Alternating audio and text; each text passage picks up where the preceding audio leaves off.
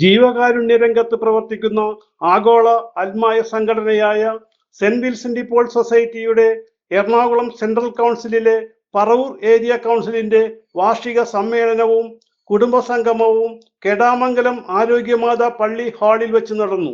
പറവൂർ ഫൊറോന സഹാവികാരി father Cyril Palakkal ഉദ്ഘാടനം ചെയ്തു.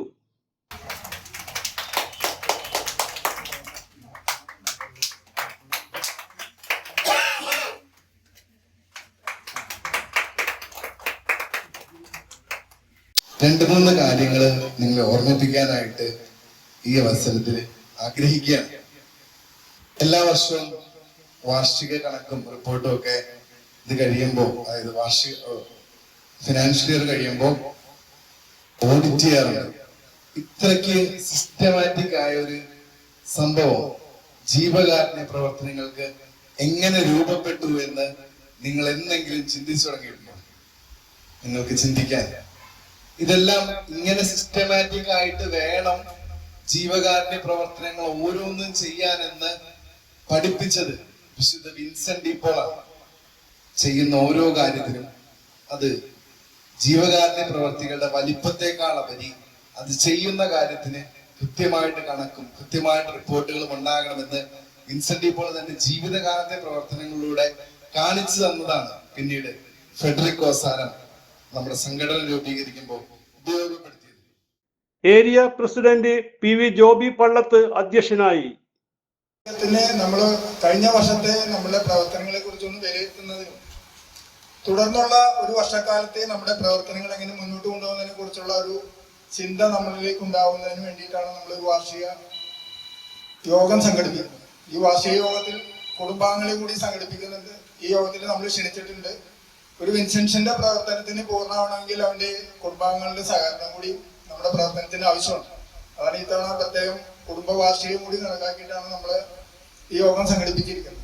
അതിലെത്തിച്ചേർന്നിട്ടുള്ള എല്ലാ കുടുംബാംഗങ്ങൾക്കും ഞാൻ നന്ദി രേഖപ്പെടുത്തി. Ernakulam central council president Peter Sebastian മുഖ്യ പ്രഭാഷകനായിരുന്നു. നമ്മുടെയൊക്കെ വീട്ടില് ഒരുപാട് വസ്ത്രങ്ങള് ബാക്കിയിരിക്കുന്നുണ്ടാവും. നമ്മുടെയൊക്കെ വീട്ടില് നിങ്ങളൊക്കെ പലപ്പോഴും നിങ്ങളുടെ അലമാര തുറന്നിട്ട് ചിലപ്പോൾ സാരികളോ അല്ലെങ്കിൽ ഷർട്ടുകളോ ഒക്കെ ചിലപ്പോൾ അലമാരിൽ ചാടി വീഴുന്നുണ്ടാവും. ഒരു കാലത്ത് ഉപയോഗിക്കാത്ത സാരികളും ചുരിദാറുകളൊക്കെ അലമാരിലേക്ക് ഉണ്ടാവും. കുറച്ചതങ്ങ് എടുത്ത് ആർക്കെങ്കിലും കൊടുക്കുക, ആർക്കെങ്കിലും ഉപകാരപ്പെടുത്തത്. വെറുതെ അവിടെ വെച്ചതുകൊണ്ട് എന്താണ് ഉപകാരം? നിങ്ങൾ നിങ്ങളുടെ വീട് മാറുന്ന സമയത്ത് നിങ്ങൾക്ക് ഒരുപാട് ഗിഫ്റ്റുകൾ കിട്ടിയിട്ടുണ്ടാവും. ബെഡ്ഷീറ്റുകൾ, അതുപോലെ തന്നെ കപ്പുകൾ, സോസറുകൾ, അതുപോലെ ഒരു ആവശ്യവുമില്ലാതെ നിങ്ങളുടെ തട്ടിപ്പുറത്തിരിക്കുന്ന ആ സാധനങ്ങൾ നിങ്ങൾ ആർക്കെങ്കിലും ആ പള്ളി കൊണ്ടുവന്ന് ആർക്കെങ്കിലും ആവശ്യമുള്ളത് കൊടുക്കുക. നിങ്ങളുടെ വീട്ടിൽ വെച്ചുകൊണ്ട് എന്താണ് ഒരു ഉപകാരമുള്ളത്? നിങ്ങളത് ആർക്കെങ്കിലും കൊടുക്കാൻ കഴിയുന്നുണ്ടെങ്കിൽ നിങ്ങളൊരു വീട് മാറുമ്പോൾ നിങ്ങളുടെ വീട്ടിലുണ്ടാവുന്ന ആ പഴയ മേശകളും കസേരകളും അതുപോലെ തന്നെ കട്ടിലുകളൊക്കെ എടുത്ത് പുറത്തിട്ടോ ആർക്കെങ്കിലും വെറുതെ നിസ്സാരം വിലക്ക് കൊടുക്കാൻ കഴിയുന്നതിന് പകരം ആവശ്യമുള്ള ഒരാൾക്ക് നിങ്ങൾ കൊടുക്കാൻ കഴിഞ്ഞാൽ വലിയൊരു ഉപകാരമായിരിക്കും. കാരുണ്യകൂടാരം എന്ന് പറയുന്ന ഒരു പദ്ധതി.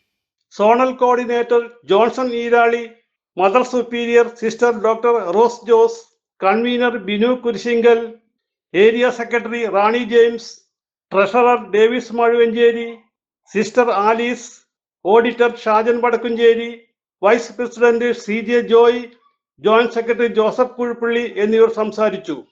Lakshmi college principal MB Jose Mazhuvancheri class നയിച്ചു. നമ്മൾ സംഘടന നവീകരിക്കണം, സഭയും നവീകരിക്കണം എന്നതായിരുന്നു വാക്കാണ് അദ്ദേഹം എനിക്ക് തോന്നിയത്. ആ സമയത്ത് എനിക്ക് തോന്നിയൊരു കാര്യം എന്ന് പറയുന്നത്, ലോകത്തിലെ എല്ലാ സംസ്കാരങ്ങളും തകർന്നു പോകുന്നത് ബാഹ്യമായ ആക്രമണം കൊണ്ടല്ല, ആന്തരികമായി തീർന്നതുകൊണ്ടാണ്. ഏത് സംഘടനയും ഏത് സംസ്കാരവും ഏത് രാജ്യവും തകർന്നു പോകുന്നത്. ഇന്ത്യ തകരണമെങ്കിൽ പാകിസ്ഥാൻ ആക്രമിക്കേണ്ട നമ്മൾ തന്നെ തിരിഞ്ഞാവുന്നു. അത് പറഞ്ഞത് ഞാനല്ല, വളരെ പ്രസിദ്ധനായിരിക്കുന്ന ചരിത്രകാരൻ ആർണോൾഡ് ടോയിൻബിയാണ്. കെടാമംഗലം സെന്റ് മേരീസ് കോൺഫറൻസ് അംഗങ്ങൾ നേതൃത്വം നൽകി. കലാപരിപാടികളും സ്നേഹവിരുന്നും നടന്നു.